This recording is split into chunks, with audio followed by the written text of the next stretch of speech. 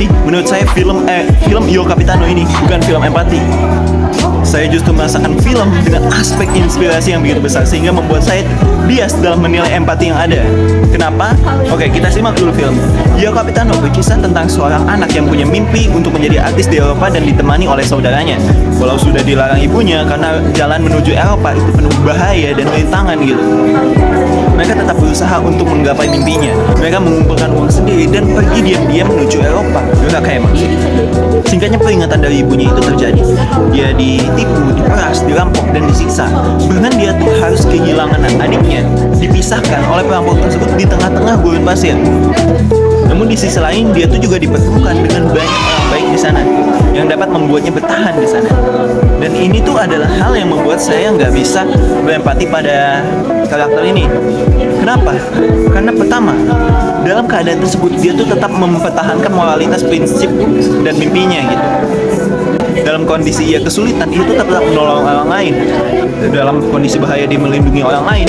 Dalam kondisi terluka dia masih memikirkan ibunya. Dan dalam kondisi tidak punya apa-apa tuh dia masih mencari adiknya. Dan dalam semua kondisi tersebut dia tetap menjadi seorang pekerja keras. Ada juga saat dimana dia menjadi kapten di kapal imigran gelap tanpa fasilitas kesehatan, tanpa fasilitas apapun. Dan dia mampu menangani kekeosan dari imigran-imigran tersebut dengan mempertahankan prinsipnya bahwa dia akan membawa semua orang tersebut dengan selamat. Dia akan membawa jiwa-jiwa tersebut dengan selamat. Saya bahkan tidak yakin bahwa jika saya berada di posisi dia, saya akan mampu melakukan apa yang dia lakukan. Nah, hal itu yang membuat saya tidak bisa berempati pada karakter ini. Sebagai seorang mahasiswa yang sama seperti dia, yang ingin memperjuangkan mimpinya, saya merasa bias setiap kali berusaha empati padanya. Saya berusaha empati, tapi saya tuh merasa bias dengan penilaian empati saya terhadap dia. Setiap saya membicarakan dia, yang saya rasakan itu selalu inspirasi, bukan empati. Beralih dari kisahnya dia, saya memetik kisah ibunya, yang mana saya bisa berempati kepada ibunya. Apa yang terjadi pada ibu tersebut? Dia adalah seorang ibu di Afrika Senegal dengan 2 anak yang ia cintai. Latar belakang keluarganya adalah keluarga menengah di sana. Dia memiliki banyak teman dan keluarga. Dan dari latar filmnya saya berasumsi bahwa dia orang asli di sana. Suatu hari anaknya tuh datang ke dia dan mengatakan bahwa dia memiliki mimpi untuk menjadi seorang penyanyi di artis di Eropa. Dia pun kaget. Menurut dia itu adalah perjalanan yang berbahaya, banyak orang mati dan banyak orang hilang di sana. Dia marah dan tidak peduli sama sekali bahwa itu adalah mimpi anaknya. Hal ini bahkan membuat takut sang anak dan sehingga sang anak itu mengatakan kalau dia tuh cuma bercanda. Sang ibu ini juga bahkan memarahi saudaranya anak tersebut yang dinilai memberikan inspirasi untuk bekerja ke Eropa pada anaknya. Jujur yang dia lakukan ini sangat bertentangan dengan prinsip pribadi saya, yang saya ingin semua orang bisa menggapai mimpinya sejauh apapun dan dimanapun. Namun setelah berempati padanya, saya mampu memahami adanya rasa khawatir seorang ibu yang mengetahui bahaya apa yang akan dihadapi sang anak. Setelah saya menonton pun saya ikut memahami apa alasan dibalik marahnya seorang ibu itu terhadap pernyataan anaknya. Ya karena memang perjalanannya berbahaya. Dia dirampok, disiksa, dan dia dijadikan budak juga di sana. Namun menurut saya hal itulah yang menjadi tantangan sebagai seorang ibu. Ibu itu harus melindungi anaknya.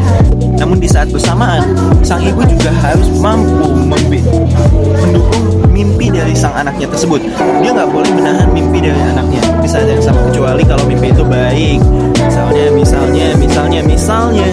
Misalnya mimpi anak cowoknya itu jadi putih.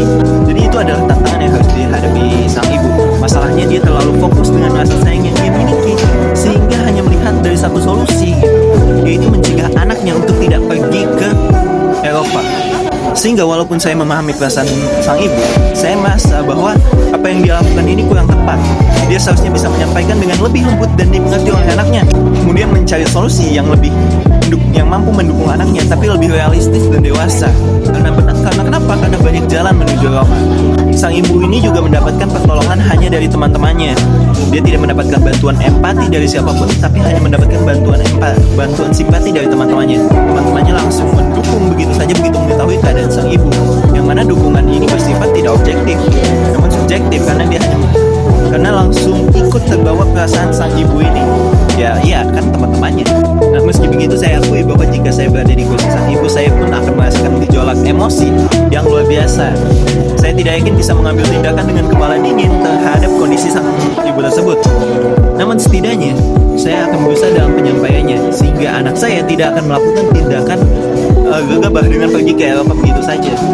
Saya akan menyarankan dia untuk menjadi artis di Senegal, kemudian move ke Eropa, atau mengumpulkan dana untuk mendadainya pergi ke Eropa secara legal dan aman gitu. Nah, rangkaian kalimat di atas adalah bentuk empati saya terhadap apa yang dialami oleh sang ibu, sang karakter ini. Hal ini membuat saya melihat dari sudut pandang sang ibu dan sudut pandang sang anak, yang kemudian membuat saya melihat secara lebih tepat dan objektif. Namun tadi karena jam tayang yang kurang dan lingkungannya, saya rasa karakter ini tidak mendapatkan bantuan empati dari siapapun dan hanya mendapatkan bantuan simpati dari teman-temannya yang saya nilai tidak objektif. Selain itu, saya merasa bahwa hal ini itu sesuai dengan neuro empatik, bukan yang cerita tadi, namun apa yang saya rasakan itu sesuai dengan konsep neuro empatik. Hal ini dikatakan saya merasakan kedua fase. Saya merasakan kedua fase, yaitu afektif empatik dan kognitif empatik. Saya ikut berbagi perasaan sang ibu yang khawatir dan berusaha mencegah anaknya dari bahaya-bahaya tersebut. Dan kognitif ketika saya mampu memahami dan menilai secara rasional dengan mempertimbangkan secara subjektif dan objektif dari perspektif sang anak dan perspektif sang ibu perspektif. Sehingga saya mampu menghasilkan output berupa solusi dari pemahaman lanjut terhadap masalah yang dialami sang ibu dan anak ini. Itulah penilaian empati saya terhadap sang ibu yang ada di film Io Capitano. Semoga itu membantu untuk pemahaman empati terhadap saya dan memberikan output yang baik terhadap Bapak Ibu sekalian, dan memberikan inspirasi dari pelajaran-pelajaran yang dapat kita ambil tentang empati dalam film ini. Sekian itu saja, saya Aka Beneno Muhammad. Terima kasih.